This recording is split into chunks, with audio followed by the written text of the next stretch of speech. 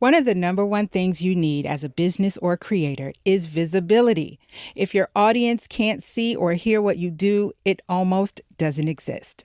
That's why DiffWorks is your one-stop shop for all of your multimedia needs. I'm talking video, audio, photography, graphic design, headshots, websites. They do it all. So if you're looking for multimedia that'll give you a competitive edge, check out DiffWorks and book a consultation at staydiff.com.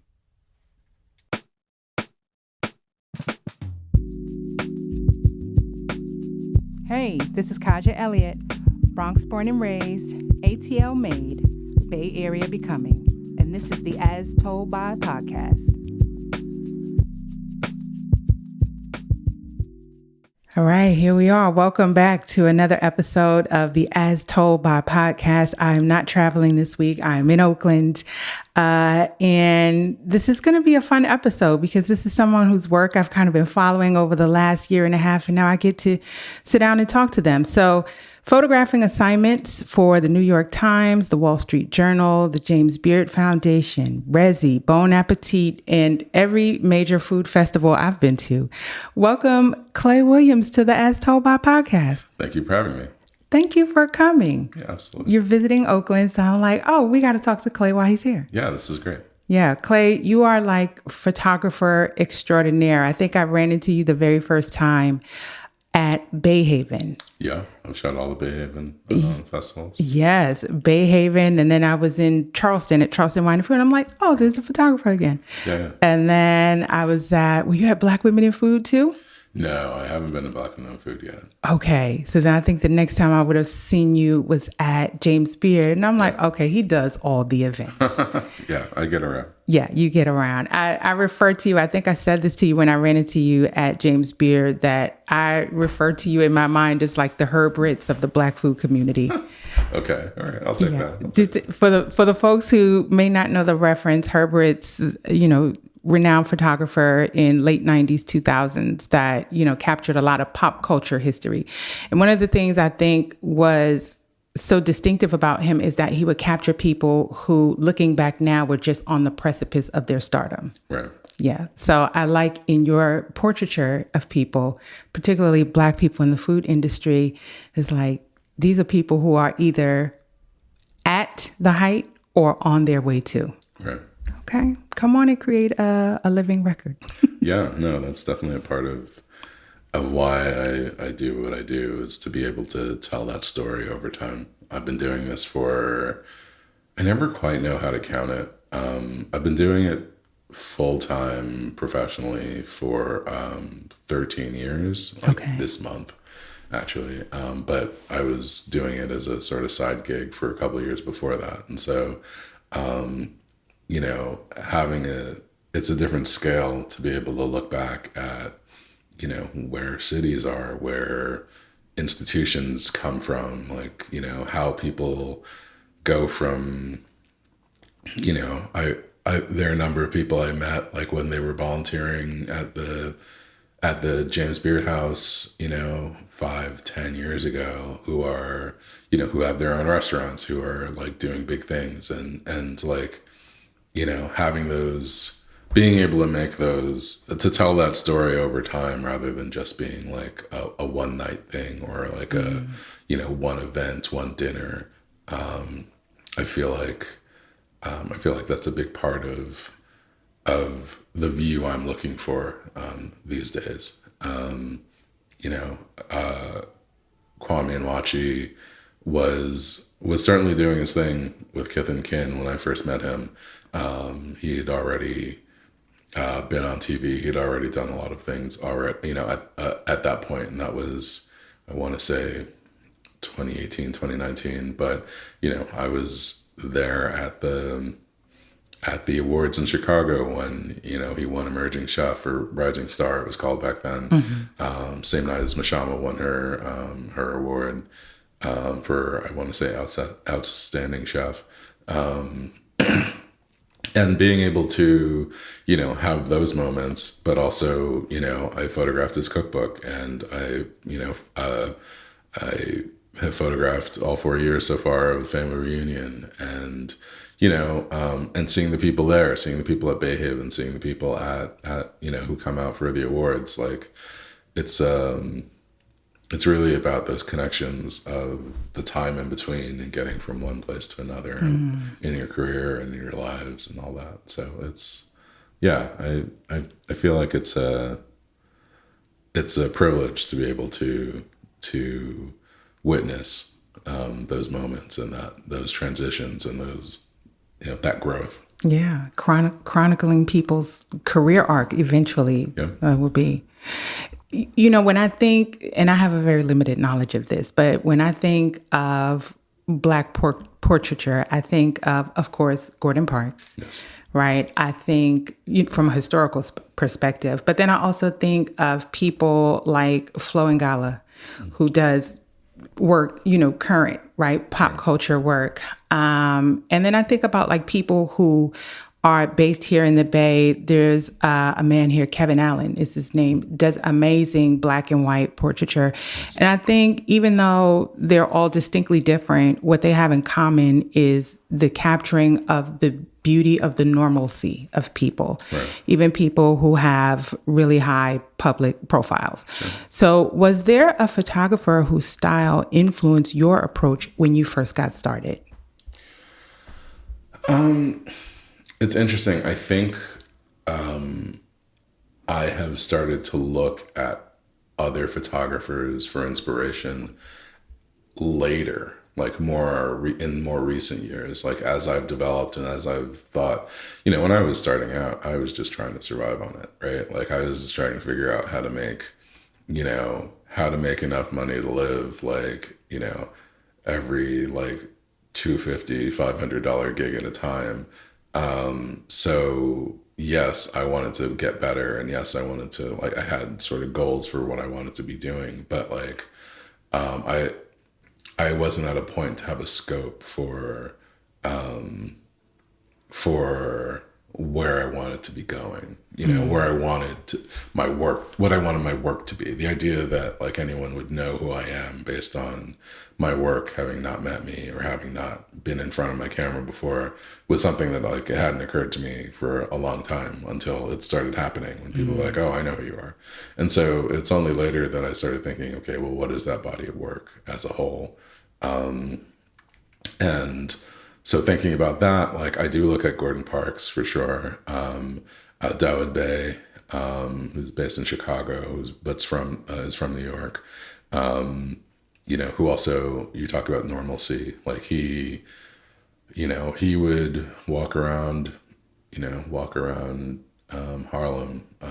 He's from Queens. He actually is from not far where I have family. In Queens, or I had family living in that same area, probably at the same time.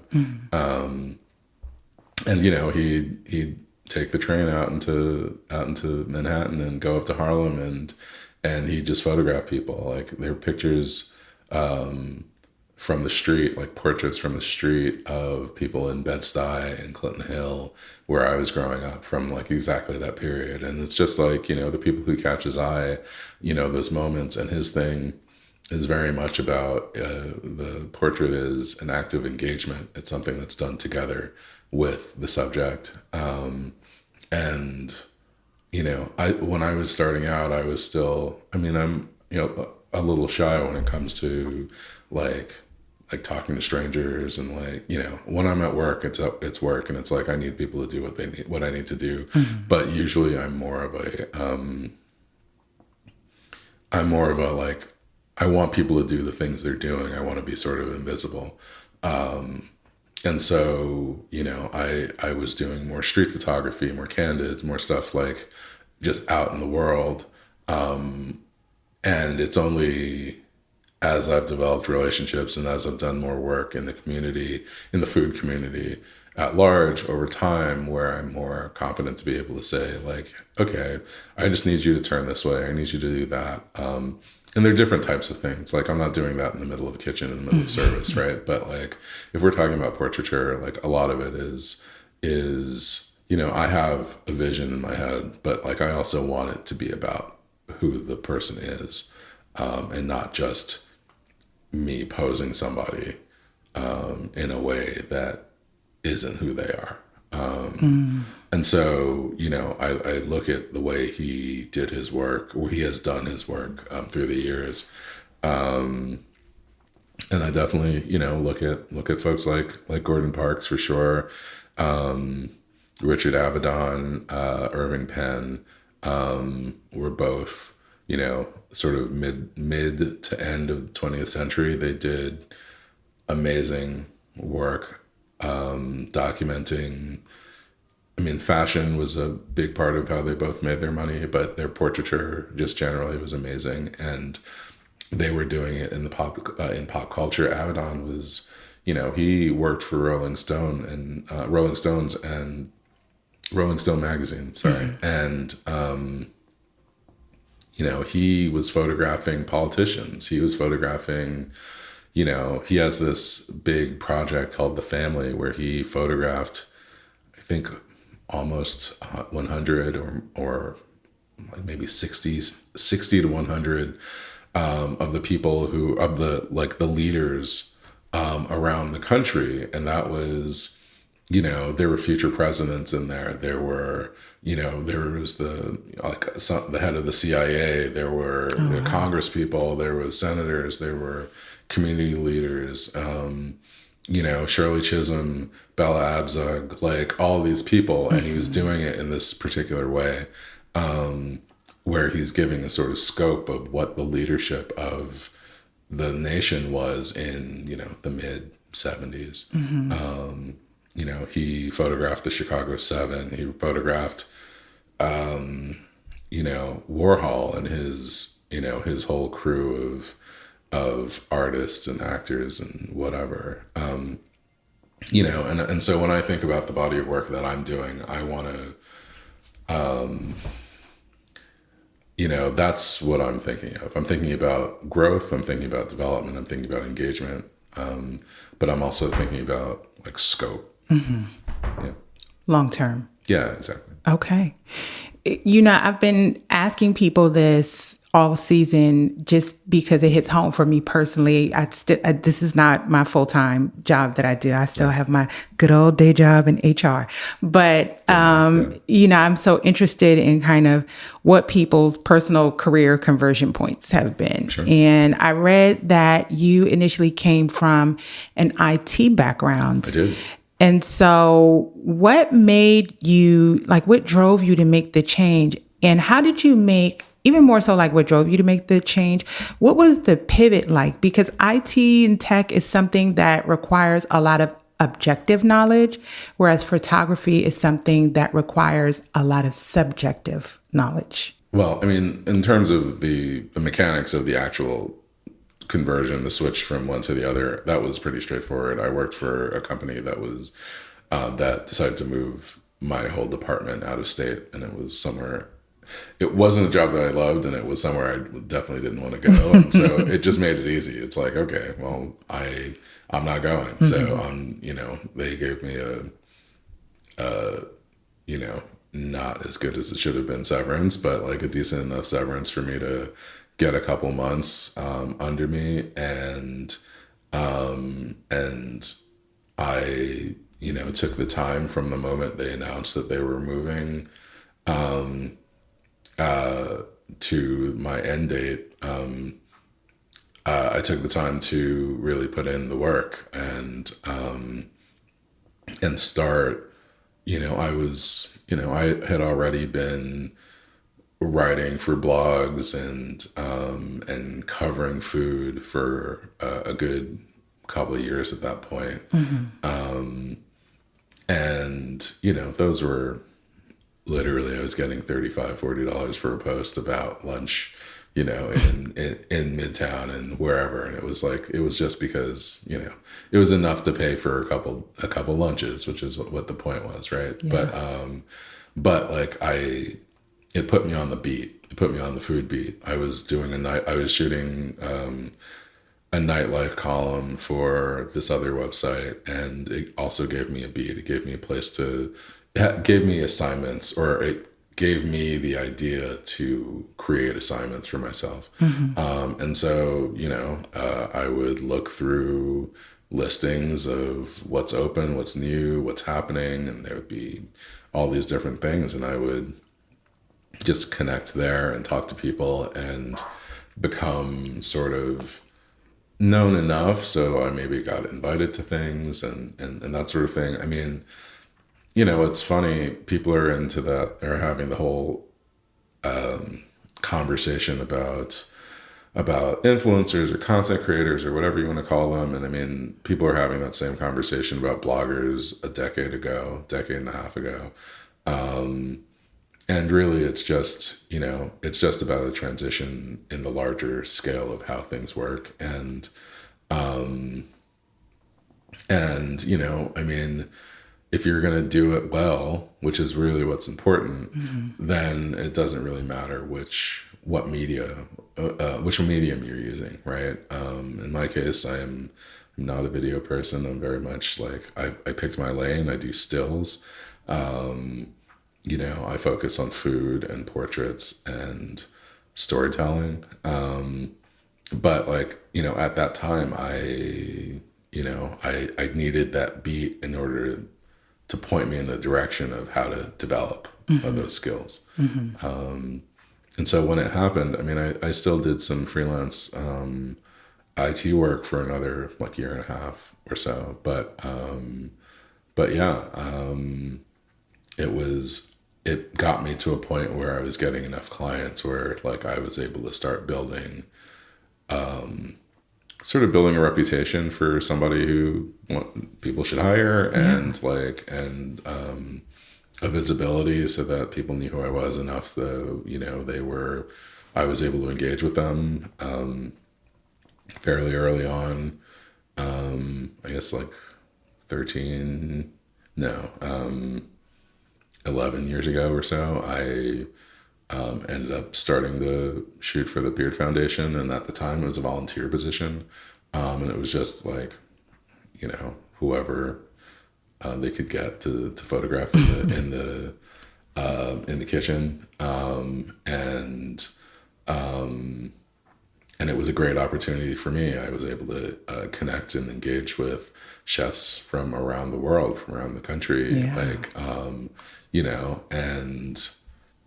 and so that when I saw them next time, they remembered me, or and that's how it really came up for me. It was to be able to start making those connections. And to go to your actual question, like, I don't feel like that's not super different from how I worked in IT, because for me, and this was sometimes a conflict with some of my higher ups, but for me, engaging with the people who I was working with, the clients, the subjects, the whoever, was always the most important part. I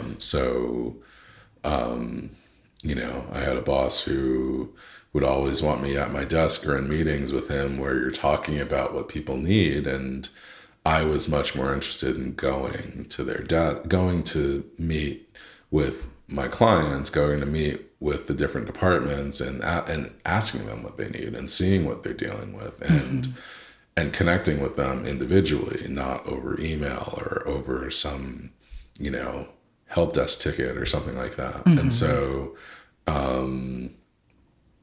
I was much more one to sort of walk the floor, and make that a part of like how I understood what we should be doing and what actually would help people do the jobs they need to do. And so, that's not different from the way I am in the kitchen, where I might chat with somebody about, like, while they're working, I might chat with them about, their motivation, about what they're doing, about their experiences, about what, their careers, their paths, whatever. And that helps me get an idea of who they are, as a subject, as a person, and like that informs like how I'm building the work with them. Got it. Yeah, you said a few interesting things. So Sorry. First, I didn't. No, that's cool. I didn't realize that you explicitly don't do video. You only do stills, which I'm here for. I think I may, at some point, Clay, I might go kicking and screaming into some video component of this podcast, but I would be so okay to leave it as audio because like you mentioned, I just really want to focus on the person and the storytelling. But like you said, that goes across industries and work. Right. With this being now such a selfie culture where people are accustomed to photographing themselves more times than not, what do you think gets captured in having your picture taken that you just cannot get in a selfie? I'm not anti-selfie. Like, I think it's actually interesting that people are considering like their angles and considering like what they like and like how they want to present themselves. Maybe sometimes people will then get stuck in those ways. So like I like to be sort of informed by what they think they want out of all that. But everybody's seen somebody's Instagram feed where the entire feed is the same picture of the same person, like in different places, right? They got their one pose down, their one look, their one angle, and they think that means that that's all they need to do. And I think having another person, another perspective, another eye. Got the door of Dracula creaking in the background. I know. I'm waiting for Vincent Price. I don't know if you got it, so I can go back. No, that's okay. I think we've seen a lot of people who have who just do the same thing, and they think that that's the only way they present. And having another eye, having somebody there, having an engagement, honestly, because I think there's a difference between staring at yourself in the phone and like actually engaging with the person. A lot of times people ask me like, how do you get the energy from people? Yeah. How do you? It's about the engagement. It's about the talking. It's about understanding who they are and having them understand that I am not a stranger to their world. Being able to connect on a way that isn't just like, in food and restaurants, you have a lot of, everyone's got to do their press. Everyone's got to do, got to have somebody coming in to photograph them who may or may not know anything about what they're doing. And it ends up feeling like a chore, right? It ends up feeling like, okay, I got to do this thing all over again. I just did this last week or 2 weeks ago or whatever. And, my PR person's on my ass because they're like, oh, we got to get more press. We got to get you out there. And they're like, I just want to cook, or I just need to run my restaurant, or like, whatever it is. I'm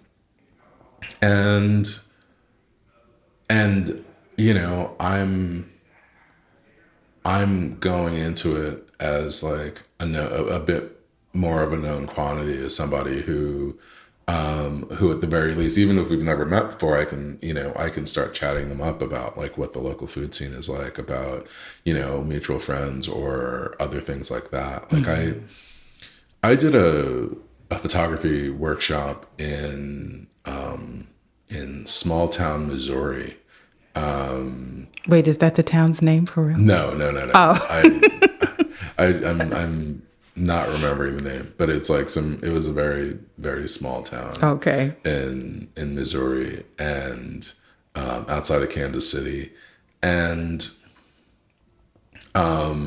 we had to make our own sort of assignments. And of course, I went with the food angle. Like I found the diner, and a lot of the people there were more other people in the program were photojournalists, and so they were looking for like people with hard luck stories, and like, the guy sleeping under the bridge, and like all this other stuff going on. And I saw them all going to the diner to sort of chat up the locals and see where, what they could talk about, or what stories they could find. And I looked behind the counter and I saw, you know, a 30-something-year-old woman on the griddle. And I was like, this is like an old diner. It says it's from like since 1927. You expect some grizzled old dude to be back there, like where, you know, it's unusual. And it turned out that just a year or so before, she and her husband had bought the place. They'd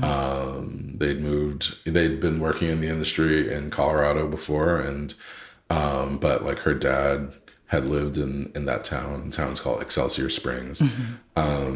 Just came to me. And so they had been, you know, running this place for a little under a year.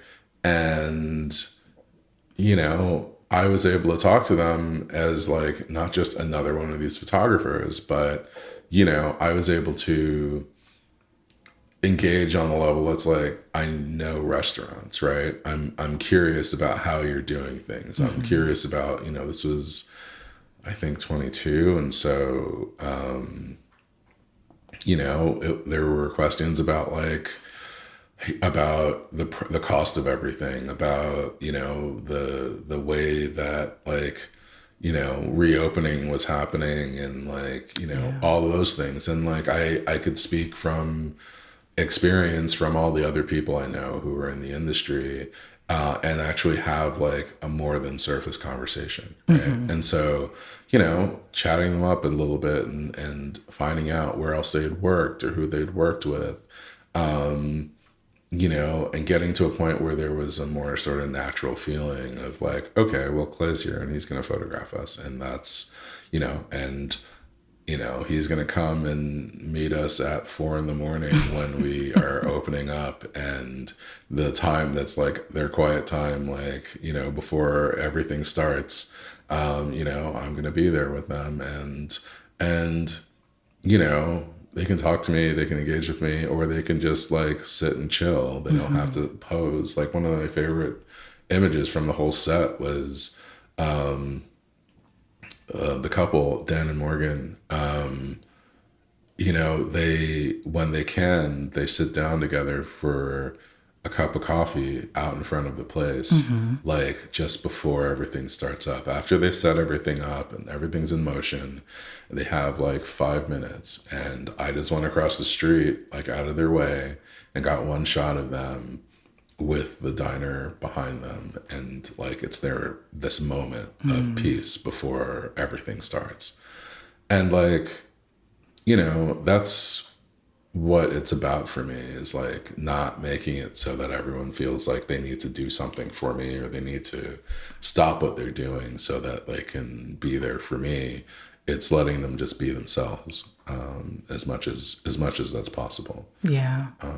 Be yourself in front of the camera, but still capturing things a selfie could not. Yeah. A selfie could not have gotten that. Right, because no one's themselves in a selfie. That's not what a selfie is about. A selfie is not about being yourself, right?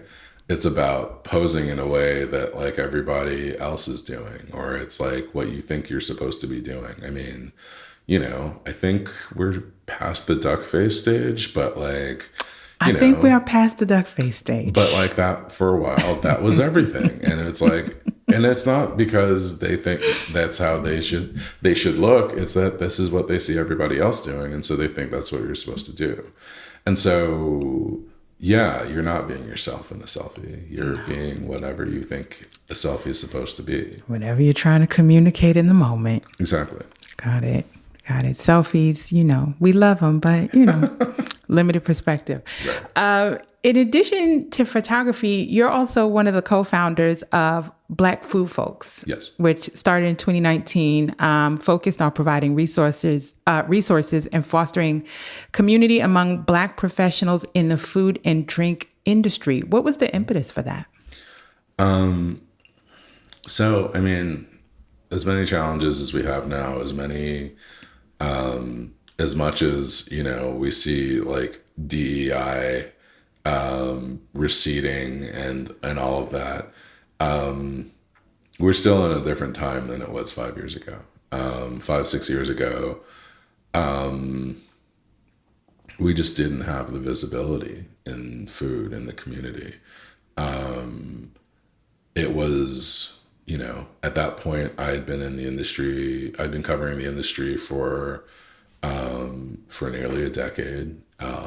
And, you know, I was much more New York based than I am now. I mean, I'm still New York based, but like most of my work was being done there. And, and I would go to events, I would shoot on sets, I would shoot in restaurants, and there would always be, like, I might be the only black face in the room, or there might be two or three or four, and I knew everybody by name, right? And it was often the same folks, right? And there was a community in there because we were always like the only ones there, but also it was lonely. And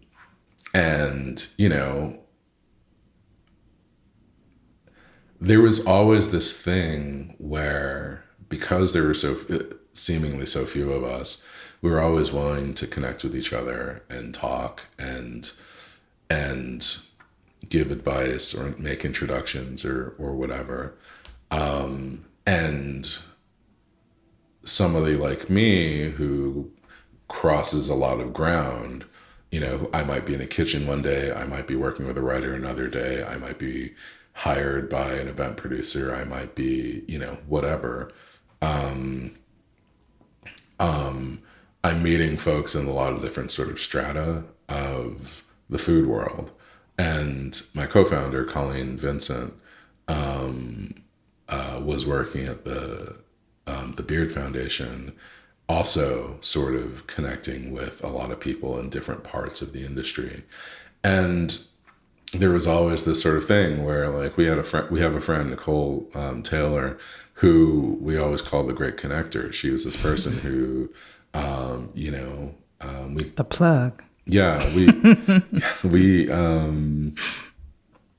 we came up together, and there was always oh, you don't know blah blah blah, like that's how she connected me with Colleen. Colleen and I had probably been in the same room together before, but I feel like we officially met at a book event hosted by Colleen at the Beard House for her first book, Up South. And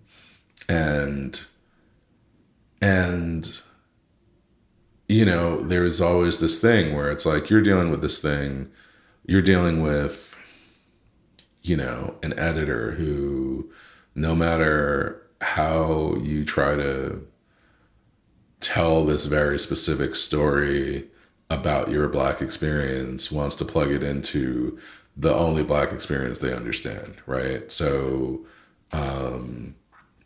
Portia Wilson once told me about how she was trying to talk about the story of the food in Maryland, where she's from, and how it's unique. And they just kept trying to pull it back into soul food. And it's like, oh, okay, well, this isn't, if it's going to be a soul food story, then we need to talk about these things, right? And it's like, but it's not a soul food story, it's a Black food story, right? And those aren't the same things. Right. But whether because the editor does or doesn't understand that, or because the editor thinks their audience won't understand that, you end up then having to spend, 3/4 of the story explaining the difference instead of just saying, this is what the story is, right? And, I talk to writers, I talk to chefs, I talk to other folks throughout the industry, and they were all running into these same things. This, people talk about gatekeepers now, but like at the end of the day, really, it's like having to fit the stories you're trying to tell into the box of people who don't care enough to learn any more than they already know. Okay. And so, it would be, a writer having an issue with something like that, and maybe I would connect them with Nicole, who might know an editor who might be able to help them, or might know, who might know another venue or publication or something that might be willing to take a story like that. In restaurants, if it's a chef who, it may just be commiseration, but if it's a chef who, is getting reviews that are talking about like, well, this doesn't make sense because this is not like others, this is not the soul food I expect. And it's like, well, this isn't that sort of restaurant, right? Then, maybe connect them to a writer who can better tell their story, right? Who maybe can then pitch something to some other publication that's like, this is what this is about. And so I get very long-winded when I talk about that's okay. We're here for the details. Right. But I mean, basically what ended up happening is that there was always this thing where it's like, oh, these people should meet these other people. And, at one point we said, well, why don't we just get some folks together and have a gathering and let people meet each other? And, my vision had been that this was going to be 20 to 30 people in the back room of some bar or restaurant somewhere. Colleen thinks bigger sometimes with these things. And we ended up having a function. And we had over 100 people show up at her dad's office that also doubles as an event space because we're West Indian and that's what happens. Yeah. And yeah, we had folks coming from as far away as Connecticut and Maryland, and one person who had a stopover on their way home from Australia. People was pulling up. Yeah, exactly. Because everyone is excited about this idea that we're going to get folks together. And we're going to have people in the same room, and we're going to talk about, about how we can support each other, and how we can share each other's stories. And that's really what it has always been about. So, it was about that, making connections and letting people be there in front of each other and explain and being able to not have to translate what they're talking about. Yeah. And yeah, I mean, we've been doing that for a while now. I mean, it's been on and off. We're on a semi hiatus. We have for the last 3 years done an event at Virtue during the James Beard weekend. And I hope to do some more in New York and elsewhere in the coming months or year. But then in 2020, our plan had been to do a bunch more events, and then we got one done. They're that way. Yeah. But it ended up actually working out for us because we got on the Instagram Live bandwagon pretty early on, and over a year and a half, we did about 200 hours of live conversations. Yeah. Where I basically reached out to folks who had nothing else to do. Everyone was furloughed or captive laid off audience. Or whatever. Yeah. And, I went to a handful of chefs and other folks and said, hey, so if you could talk to anybody in the community, any other Black professionals working in and around food, who would it be? And I had folks give me lists, and I reached out, and and we had bookings, and suddenly we were having sometimes 3-4 a day talks about history, about about culture, about food, about cooking, about booze, happy hour. We had Jackie Summers hosting a happy hour talk with beverage people. I always love that because I connected him and Garrett Oliver from the Brooklyn Brewery, and it turns out that they grew up not terribly far from each other. Okay. In Hollis, Queens. which is where I lived for the first couple of years of my life before moving to Brooklyn. And it was always one of those small world things. And yeah, and so we were able to do that. And in that time when everyone suddenly remembered that Black people exist and money was flowing, money was coming from out of the woodwork, right? We were able to get some grants and nice. And give away money to various Black food organizations, businesses, nonprofits, whatever. In the end, we gave something like $180,000. Oh wow, that's a lot. Yeah.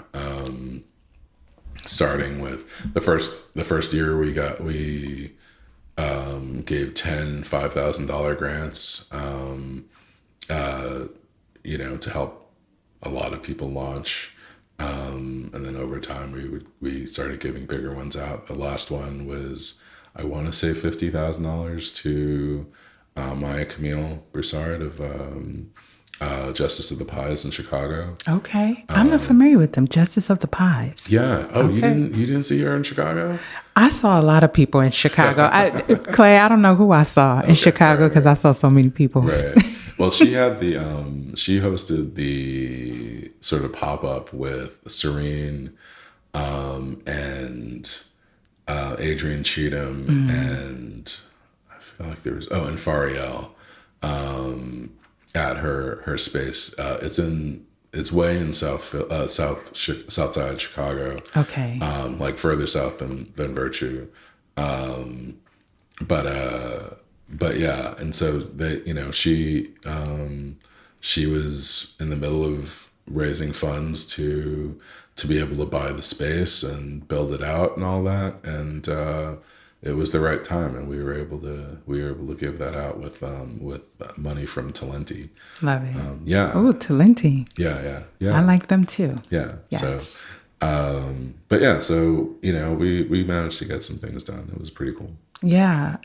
I mean, you mentioned Chicago and the event at Virtue, which I got to experience that this summer at James Beard. And it was so funny. I'll just tell you like the little story. It was so funny because we were at the reception after the media awards. And so just talking to people in general, and people kept saying, hey, you're going to the party tomorrow night. And I was like, I don't know what party they're talking about. Right. And they were like, who's having a party? And they was like, Clay. And I'm like, oh, okay. And I was thinking, I didn't hear anything, but I'm very new in this space, so I'm like, I'm not connected, right? Much so, but I ran into you a little later in the evening and I was like, so Clay, I heard there's going to be a party. And you were like, yeah, are you coming? And I was like, oh, well, can I come? And you said, and I won't forget it because let me take a step back before I say what you said. I bought a ticket to come to James Beard, right? I wasn't there sponsored. My job is not connected to this. So they did not send me, just off the strength of what I'm doing with the podcast and with content. I felt like I wanted to be there. And I came into that weekend not really knowing what to expect. And then being so surprised at the depth of infrastructure there was, particularly on the media side. Right. I just really did not have visibility to it. But I was very much starstruck a lot of the weekend. I'm like, there's Tony Tipton Martin, there's Rick Bayless, there's Cheryl Day. I was in that mode. So when you said, are you coming to the party? I was like, oh, can I? And you said, are you Black? And I said, yes. And you said, do you work in food? And I said, yeah. And you're like, well, then you come to the party. There you go. And I was so happy to be there. So that sense of community y'all are trying to cultivate, that came across. Yeah. I mean, I sort of glossed over it, but there's a feeling of,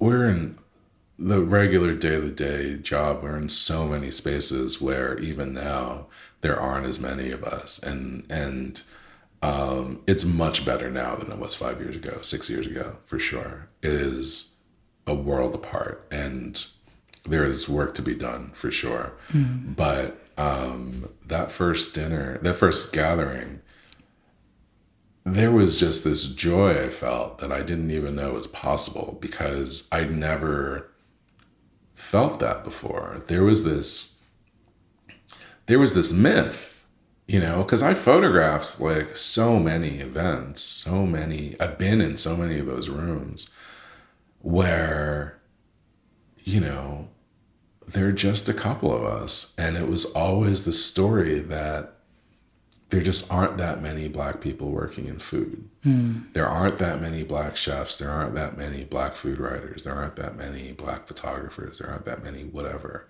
right? And it's bullshit. And because so many of those events are so centered on anyone but us, like we accepted for a long time that like, okay, well, I just got to work my way through this environment and build what I can build.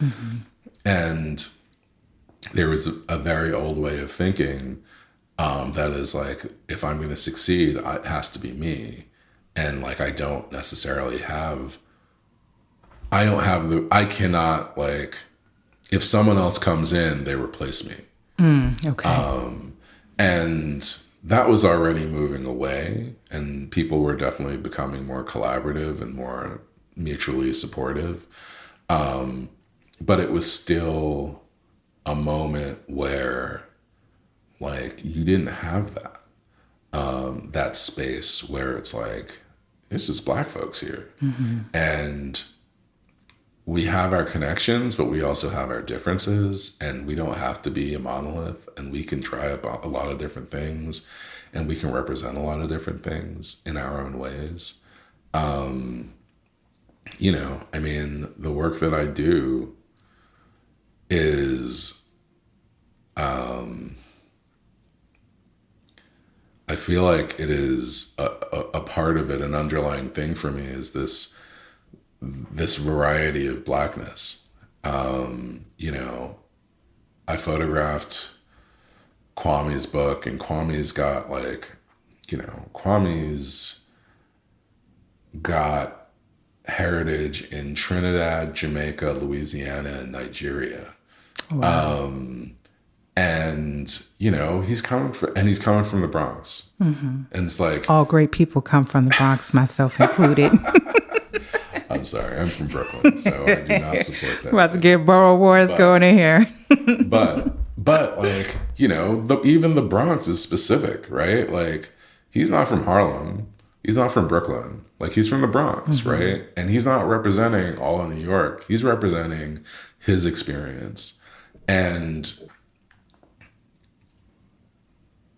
I mean, that's what Tatiana is, right? Yes. I mean, it's got short rib pastrami suya, right? It's like, it's pastrami because New York. It's suya because Nigeria, right? Like, and it comes with, if I remember correctly, it comes with cocoa bread, right? You remember correctly. And like, that comes with the beef patty, right? And so you've got all this stuff on a plate, right? You couldn't have done that 10 years ago.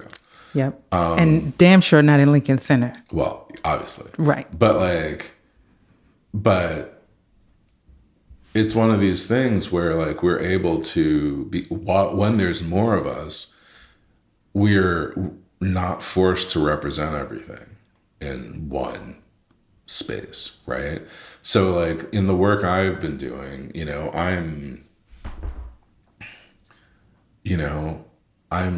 I get to see the scope, right? Because, I photographed Kwame's book, and then a couple of months later, I was on Edisto Island photographing Gullah Geechee home cooking with Miss Emily Meggett, who at the time, she's since passed, but at the time was 89 years old, and and had a very distinct and different background and history and perspective. A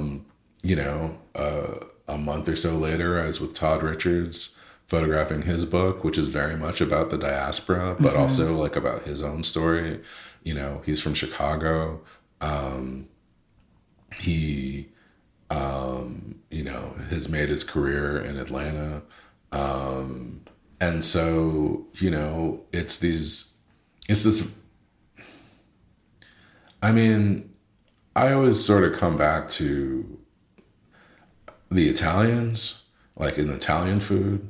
And I'm old enough to remember when like Italian food meant pizza and like red sauce on pasta with like, you know, the bottle of Chianti with like the wicker thing around it and like the checkerboard, like Yes, the tablecloth. tablecloth, right? Like, and, and like that's a spicy meatball, right? It's racist as shit, right? But like this was like that's the entirety of what like Italian food was seen as.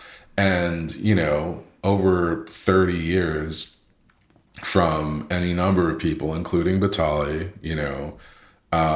including Mark Vetri, including a whole lot of people who fought to show that there's depth. And, we've gotten to a point where it's like, you say you're opening an Italian restaurant, you're like, okay, is it Roman? Is it Sicilian? Is it Northern, Tuscan? Is it yeah. Northern, Southern? Like whatever, right? Like, and that took 30 years to happen easily.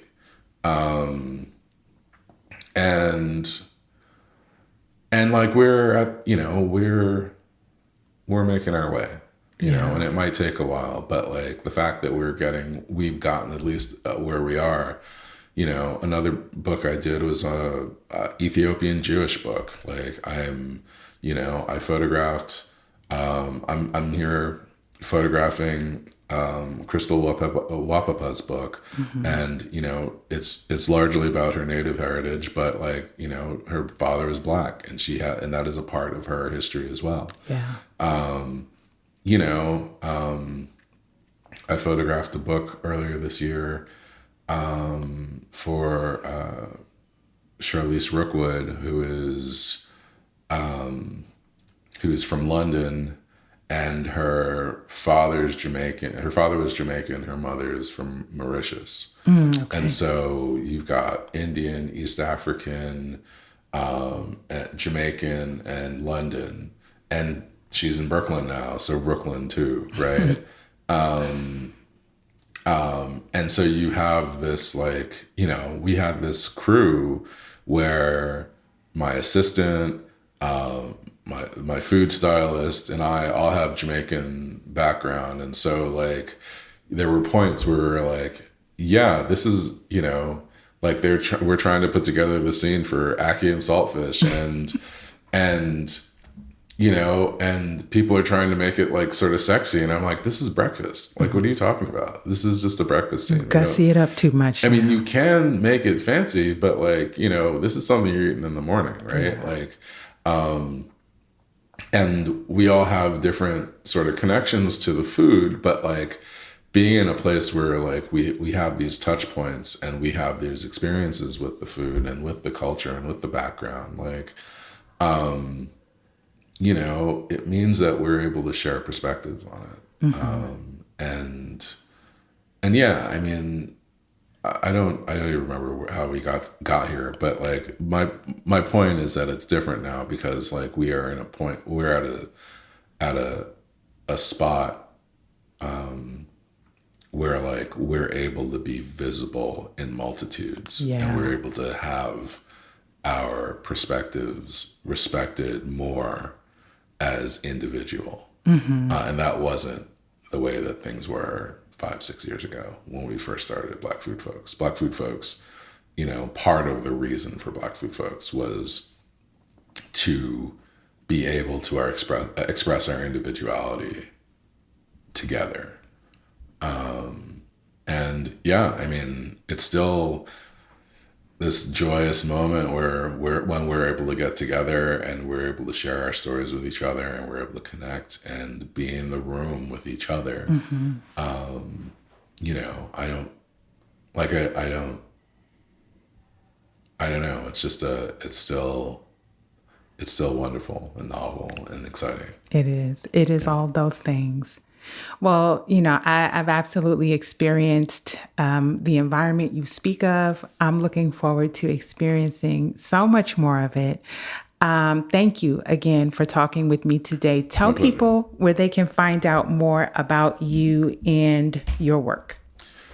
I guess social media still rules. I'm Ultra Clay on Instagram and Threads.